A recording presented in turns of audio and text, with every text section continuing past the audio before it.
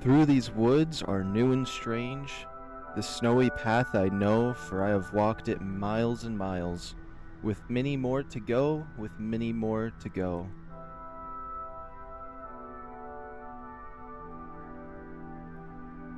Here the road forks.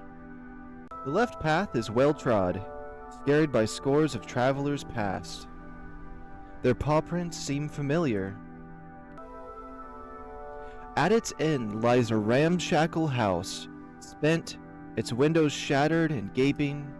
Its walls give no comfort, its hearth no heat. The right path is pure, unspoiled, and unstained. It leads further into the darkness, to where I cannot know.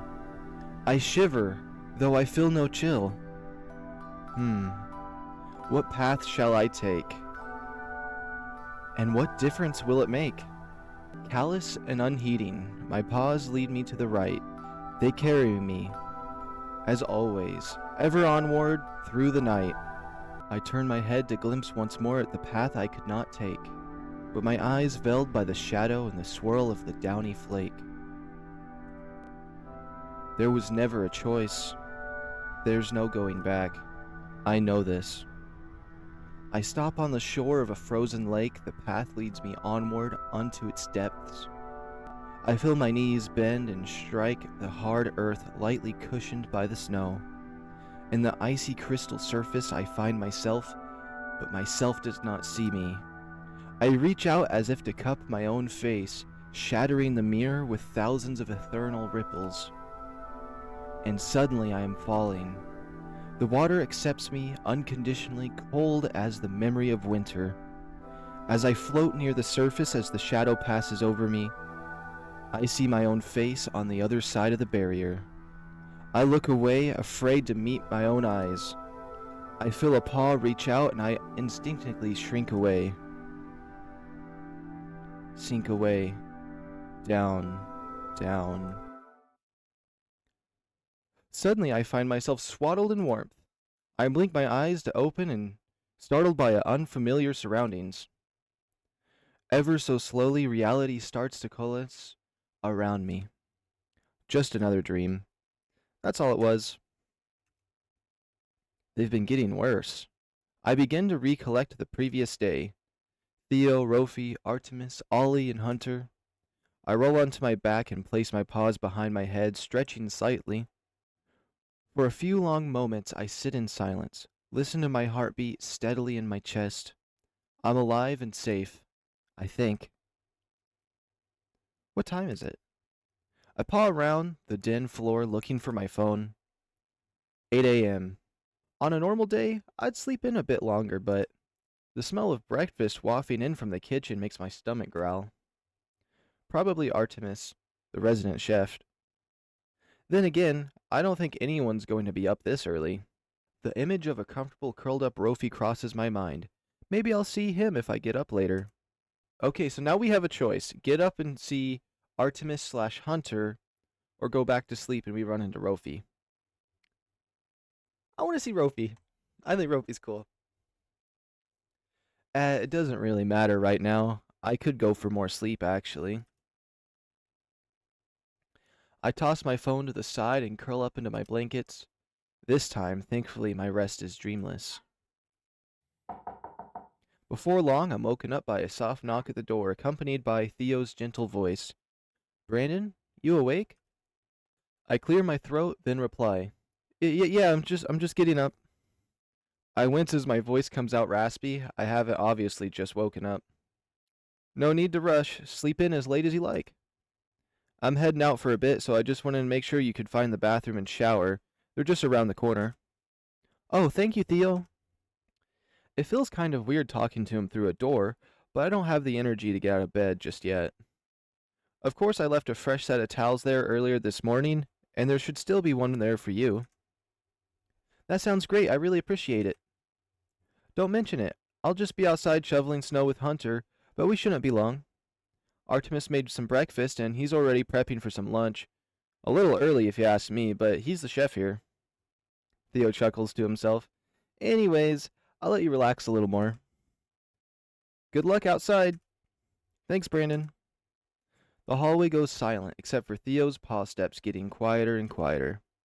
I should probably get up soon. I grab my phone and browse notifications for a moment, then find the strength to leave my surprisingly comfortable air mattress. First order of business. A shower. I grab a change of clothes and my toiletries, finding the bathroom easily. After a few minutes, I come out refreshed. I head back to the den and gather a new set of clothes for the day. Maybe I'll sit in the living room a while, let my fur dry out in front of the fire. As I walk into the room, I find a familiar orange dog perched comfortably on the couch. Brandon, there you are. He jumps out of his seat and runs up to me, tail wagging. Morning, Rofi. Morning. Did you just shower?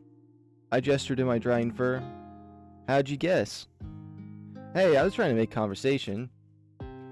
Anyways, what are you up to now? Not much, actually. I'm probably just going to relax a bit, watch the snow fall and everything. He perks up at the idea. Can I join in the spirit of reliving old memories? He's just one big ball of nostalgia, it seems. Of course, there's plenty of great places to sit. I gesture around the surplus of comfortable couches and chairs. Oh, I thought you were planning to go outside. In this storm? I'm happy inside. Besides, you astutely noticed I just got out of the shower. I know, but once you dry off. Look, the weather calmed down a bit. It's cold, but the wind is pretty much gone.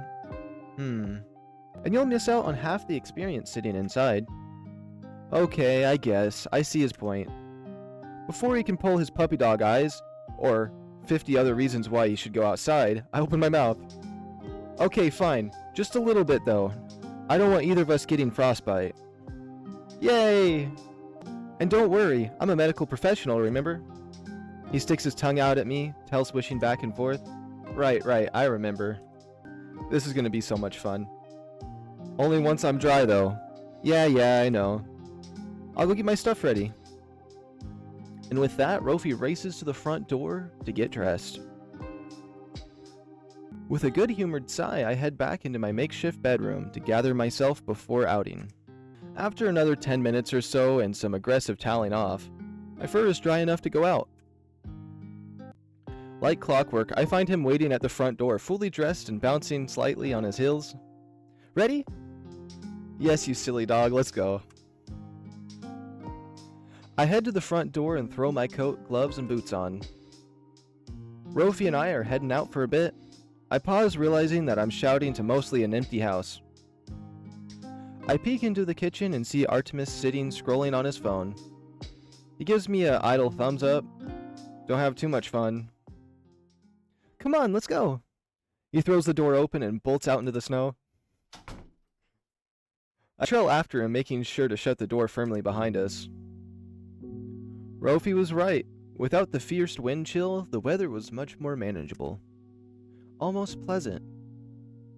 In a freezing sort of way, the cold air nipped, but didn't bite, dancing lightly around my fur. I exhale, releasing a thick cloud of fog into the sky. Dragon smoke, I used to call it. When I was really little. Seeing my breath used to amaze and delight me. Now, decades later, I tugged to that same feeling. Hey, Brandon. Quit daydreaming and come sit.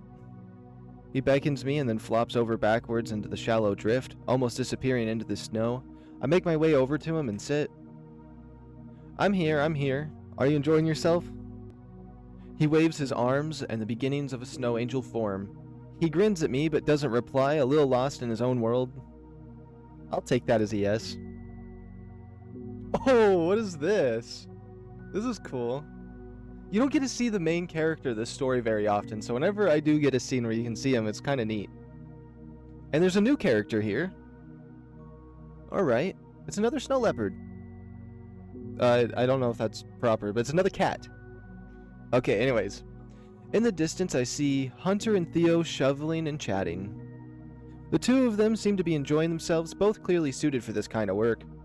At some point, Theo waves across the street to a neighbor who's also clearing their driveway. This is the life. Sitting outside in the snow? Sitting outside in the snow with you. He gives me a playful shove. Seeing you again makes me so happy. After all, no one else in the world knows me better than you do. I stammer out of response, momentarily lost for words. And this? He throws his paws wide as to embrace the snowy sky and everything in it. This is just such a beautiful setting for a reunion.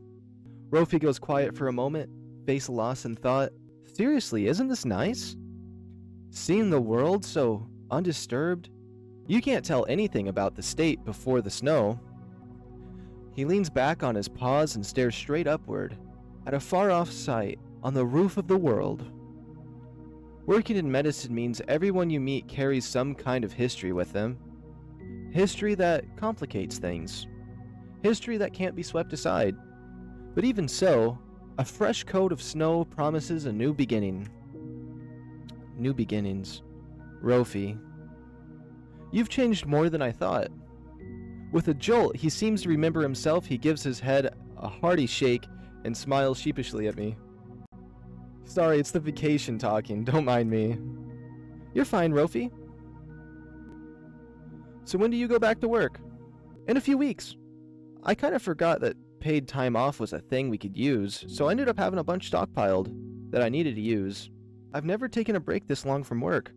I hope I don't get rusty. I can tell that he's joking, mostly. Rofi takes advantage of the lull in the conversation to scoot closer to me. It's a little nippy out. I push the snow out of his way and let him snuggle up to me. He lays his head on my shoulder, sighing contently. We enjoy the stillness of our surroundings for a long moment. Then, all of a sudden, he shivers dramatically and stands up. Alright, I've had enough of this. Back to safety of the house. What, already? We just sat down. I'm cold. I don't have a thick winter coat. This was your idea, you know? He sticks his tongue out at me, and a snowflake lands directly on it. Yeah, well, we're going back inside. He offers me his paw. I smile in spite of myself and take it, dusting the thick powder off my coat. Besides, I've got snow in my pockets and my socks are wet. And whose fault is that? As soon as we shut the door behind us, Rofi throws off his boots and collapses in a heap in front of the fire. Ah, finally. I should never have let you convince me to go outside. Excuse me. I ruffle his head roughly, right as Artemis walks in from the kitchen. Forgot about our lesson, huh? Oh, of course not. Rofi scrambles to his paws, his usual energy returning in an instant. RT is finally going to teach me how to make something amazingly yummy for lunch? What are we cooking? Not sure yet, depends on what we have. Sweet, I love a challenge. Race you there. With a giggle, he rushes past both of us into the kitchen. We still have leftovers from breakfast, Brandon. But if you'd rather wait a little, lunch will be ready soon. I think I'll wait till lunch. Thanks, though. I pause for a moment thinking. Any idea what Ollie's up to? Artemis shrugs. Probably sleeping or scrolling in bed. He usually stays in his blankets all day long if someone didn't force him to get up. I see. Thanks, Artemis. Yep, see you around. I get Ollie's number from the group chat and send him a text. Hey, you up? After a few minutes, I get a response. Barely, why? Want to hang out for a bit if you aren't too sleepy? His response comes instantly. Oh yeah, come upstairs.